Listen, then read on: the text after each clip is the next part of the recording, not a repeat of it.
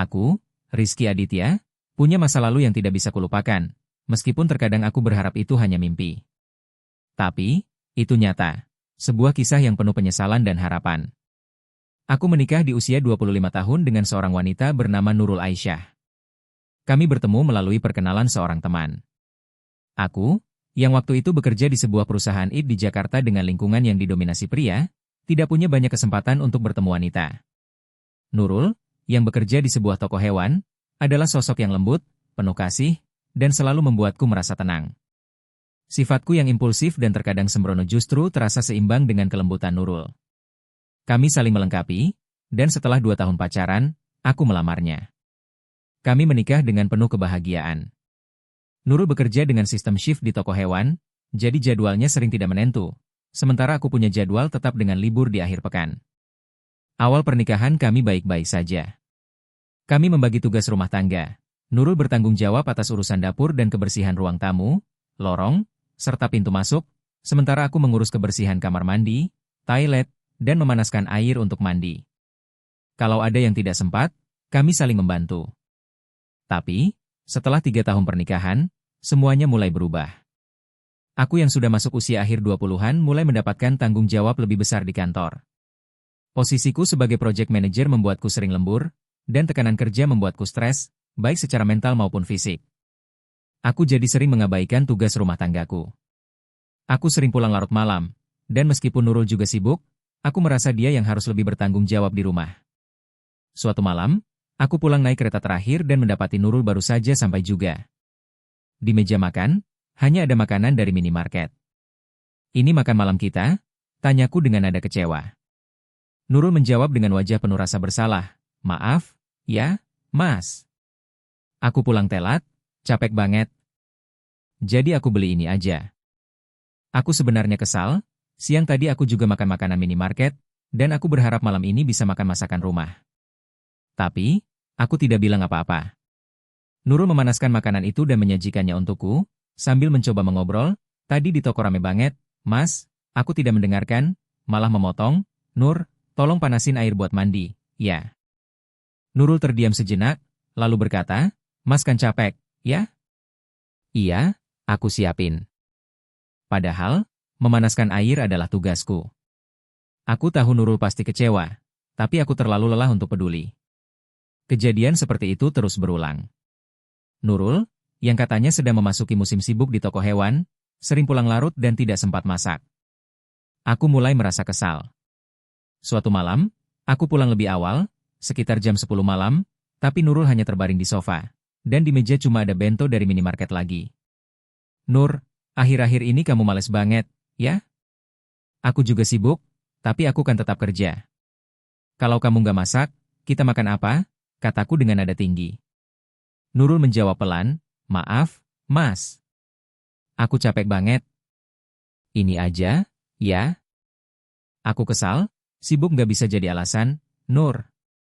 Kita harus sama-sama jalanin rumah tangga ini. Setelah itu, hubungan kami semakin memburuk. Aku mulai menghindari Nurul. Kalau dia menyapa, "Mas, selamat pulang. Kita ngobrol, yuk." Aku cuma menjawab, "Aku capek, Nur," lalu masuk kamar. Aku tahu ini salah, tapi aku merasa stresku lebih besar, dan tanpa sadar aku melampiaskannya pada Nurul. 2 bulan berlalu, kami seperti orang asing yang tinggal serumah, hampir tidak pernah ngobrol, hanya saling menghindari. Suatu malam di musim hujan, aku pulang jam 11 malam, dan Nurul tidak ada di rumah. Aku pikir dia masih kerja, jadi aku langsung tidur tanpa mencarinya. Keesokan paginya, aku terbangun dan merasa ada yang aneh. Rumah terasa terlalu rapi. Aku membuka lemari, dan pakaian Nurul hilang. Kosmetik dan barang-barang pribadinya juga tidak ada. Aku mencari surat atau pesan, tapi tidak ada apa-apa. Aku coba telepon, tapi nomornya tidak aktif. Nurul pergi, dia meninggalkanku tanpa sepatah kata pun. Aku panik sekaligus menyesal.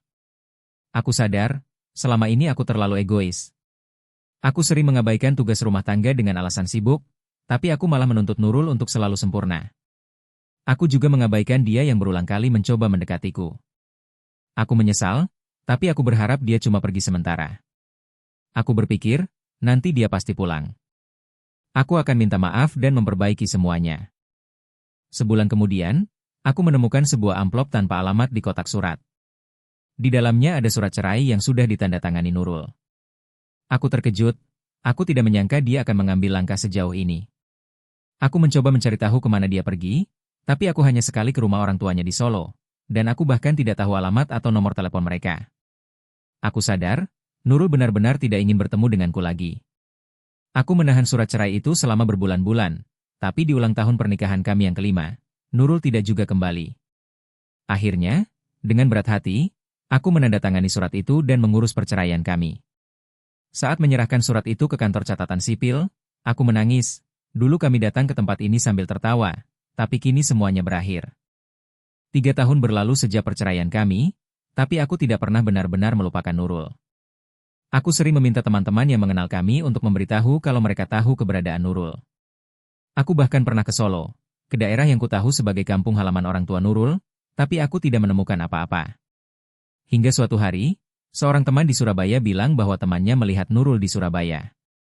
Aku tahu Nurul mungkin tidak ingin bertemuku lagi, tapi aku merasa harus bertemu dengannya, setidaknya untuk minta maaf dan mendengar perasaannya. Aku pergi ke Surabaya dengan hati campur aduk. Aku tahu ini mungkin sia-sia, tapi aku tidak bisa terus hidup dengan penyesalan tanpa mencoba. Aku berkeliling di daerah yang disebut temanku, tapi Surabaya terlalu besar, dan aku merasa seperti mencari jarum di tumpukan jerami. Apa aku jadi kayak stalker? Ya, pikirku. Aku hampir menyerah dan berencana pulang, ketika tiba-tiba aku melihat sosok yang sangat kukenal melintas di depanku. Itu Nurul. Aku tidak mungkin salah mengenali wajahnya, meskipun sudah 3 tahun berlalu. Aku hampir menangis melihatnya, tapi aku menahan diri karena kami berada di tempat ramai. Nurul terlihat sedang mencari seseorang, dan tiba-tiba wajahnya berbinar.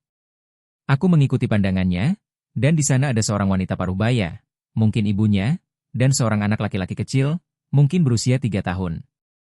Anak itu berlari ke arah Nurul sambil berseru, "Mama," dan memeluknya. "Nenek beliin mainan, loh," kata anak itu dengan wajah ceria. Nurul tersenyum lembut, "Wah, bagus. Udah bilang makasih belum?" Dia mengangkat anak itu dengan penuh kasih sayang. Aku terdiam. Nurul sudah menikah lagi? Dia punya anak? Aku merasa dadaku sesak. Selama ini aku berharap bisa bertemu Nurul dan meminta maaf, bahkan diam-diam aku berharap kami bisa memulai lagi. Tapi melihat dia begitu bahagia dengan keluarga barunya, aku merasa tidak punya hak untuk mengganggu. Aku nggak punya tempat di hidupnya lagi, pikirku. Aku ingat betapa dinginnya aku dulu pada Nurul. Aku bahkan lupa kapan terakhir kali melihatnya tersenyum seperti itu saat bersamaku. Kalau dia bahagia, aku harus ikhlas, kataku dalam hati, meskipun rasanya sangat sakit. Aku berbalik, berniat pergi ke stasiun dan pulang, ketika tiba-tiba seseorang memanggilku, "Permen, boleh bicara sebentar?" Aku menoleh, dan itu Ibu Nurul. Dia sendirian, Nurul dan anak itu tidak ada bersamanya. "Ibu Siti, apa kabar?" sapaku. Ibu Siti tersenyum kecil, "Mas Rizky, ya? Lama nggak ketemu. Bisa ngobrol sebentar? Ada kafe di dekat sini." Aku mengangguk, dan kami pun masuk ke sebuah kafe kecil. Begitu duduk, Ibu Siti langsung berkata, "Maafkan Nurul atas apa yang terjadi 3 tahun lalu. Ya, Mas." Aku buru-buru menjawab, "Bukan, Bu. Saya yang salah. Saya bikin Nurul sengsara. Saya yang harus minta maaf." Aku ingin bertanya banyak hal. Kenapa Nurul pergi tanpa kabar? Apa yang terjadi selama 3 tahun ini? Dan siapa anak itu? Tapi aku takut terdengar seperti mengorek-ngorek hidupnya. Ibu Siti lalu bertanya, "Mas kesini? Apa mau ketemu Nurul?" Aku ragu sejenak, tapi akhirnya menjawab jujur, "Iya, Bu. Saya pengen minta maaf sama dia. Saya nggak bisa tenang selama 3 tahun ini." Ibu Siti tersenyum, "Kalau gitu, ketemu Nurul, ya, Mas? Saya pikir kalian berdua perlu bicara biar sama-sama bisa move on." Aku kaget, aku pikir ibunya akan melarangku. "Tapi, Bu, Nurul kan udah punya keluarga baru. Saya nggak mau ganggu," kataku. Ibu Siti hanya tersenyum, "Biar Nurul yang ceritain sendiri. Besok jam 2 siang, Mas datang ke kafe ini lagi, ya?" Saya bilang ke Nurul. Aku mengangguk, meskipun hatiku campur aduk. senang karena akhirnya bisa bertemu Nurul, tapi takut ini akan jadi pertemuan terakhir kami. Keesokan harinya, aku datang ke kafe itu dengan perasaan gugup. Nurul datang tepat waktu, tapi dia tidak menatapku saat duduk. Lama nggak ketemu, Mas, katanya pelan. Aku tahu dia mungkin tidak nyaman bertemu denganku, tapi aku sudah memutuskan untuk jujur. Makasih udah mau ketemu, Nur. Aku dari dulu pengen minta maaf. Aku salah banget sama kamu. Aku egois, cuma mikirin diri sendiri, dan gak peduli sama perasaanmu. Aku bikin kamu sengsara, dan aku menyesal banget, kataku sambil menunduk. Nurul menatapku, lalu berkata, aku juga minta maaf, Mas. Aku pergi tanpa bilang apa-apa. Aku gak berani ngomong langsung sama Mas waktu itu. Dia lalu menceritakan apa yang terjadi 3 tahun lalu. Waktu itu kita sama-sama sibuk, ya, Mas. Aku tahu kita mulai gak nyambung, tapi aku juga cuma mikirin diri sendiri. Aku gak nyangka Mas bakal seegois itu, tapi aku juga gak cukup berani buat ngomong apa yang aku rasain, katanya. Aku terkejut. Aku pikir Nurul pasti sangat marah padaku, tapi dia bicara dengan tenang, seolah ini semua sudah jadi masa lalu baginya. Tapi, Mas, waktu itu aku sebenarnya gak baik-baik aja, lanjut Nurul. Aku bingung, maksudnya? Kamu sakit? Nurul mengangguk pelan, aku coba ceritain, ya, Mas. Tapi Mas mungkin gak ingat. Aku sering bilang aku gak enak badan, tapi Mas selalu bilang capek, jadi aku gak lanjut cerita. Aku mencoba mengingat, dan tiba-tiba aku teringat, Nurul memang sering terbaring leletihan, dan aku selalu menganggapnya malas. Maaf, Nur. Aku gak nyadar. Kamu sakit apa waktu itu? Tanyaku dengan rasa bersalah. Nurul menarik napas dalam-dalam, aku gak sakit, Mas. Aku hamil. Aku terdiam, tidak percaya dengan apa yang baru saja ku dengar. Hamil? Anak siapa? Tanyaku tanpa berpikir. Nurul menatapku dengan mata berkaca-kaca, anak kita, Mas. Air matanya jatuh, dan aku merasa dunia berhenti berputar. Nurul melanjutkan, aku tahu aku hamil pas aku ke dokter karena aku gak enak badan terus. Aku seneng banget, Mas. Aku pikir, mungkin anak ini bisa bikin kita dekat lagi. Aku coba bilang ke Mas berkali-kali, tapi Mas selalu bilang capek, jadi aku gak bisa cerita. Aku terdiam, mencoba mencerna kata-katanya. Jadi, alasan Nurul sering leletihan, alasan dia berulang kali mencoba ngobrol denganku, adalah karena dia hamil anakku? Aku merasa seperti orang paling bodoh di dunia. Terus, kenapa kamu pergi, Nur? Tanyaku dengan suara gemetar. Nurul menjawab, aku takut, Mas. Aku takut Mas nggak seneng sama kehamilanku. Aku juga takut aku nggak bisa jadi ibu yang baik. Aku ceritain ke ibu, dan awalnya aku cuma mau pulang ke Solo buat tenangin diri. Tapi aku malah takut buat balik dan ngomong sama Mas. Aku minta maaf udah simpen ini dari Mas. Aku tidak bisa menahan air mataku lagi. Jadi, anak yang kemarin sama kamu di stasiun, itu anak kita? Tanyaku. Nurul mengangguk, iya, Mas. Namanya Arga. Umurnya 3 tahun sekarang, sehat dan ceria. Aku teringat wajah anak kecil itu yang memanggil Nurul, Mama, dengan senyum lebar. Aku tidak bisa menahan diri. Aku memegang tangan Nurul dan berkata, makasih, Nur. Makasih udah jaga anak kita sendirian. Aku minta maaf udah jadi suami yang egois.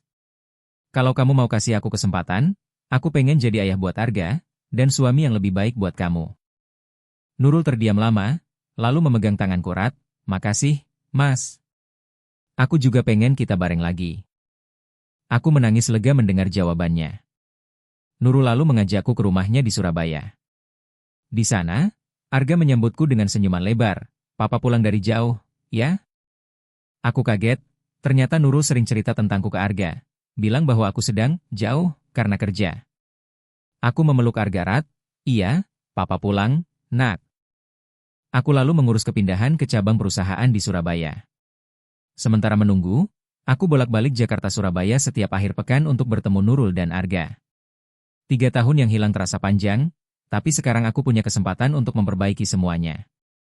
Aku berjanji tidak akan pernah lagi menganggap keluargaku sebagai hal yang biasa. Kehilangan mereka sekali sudah cukup membuatku sadar betapa berharganya mereka.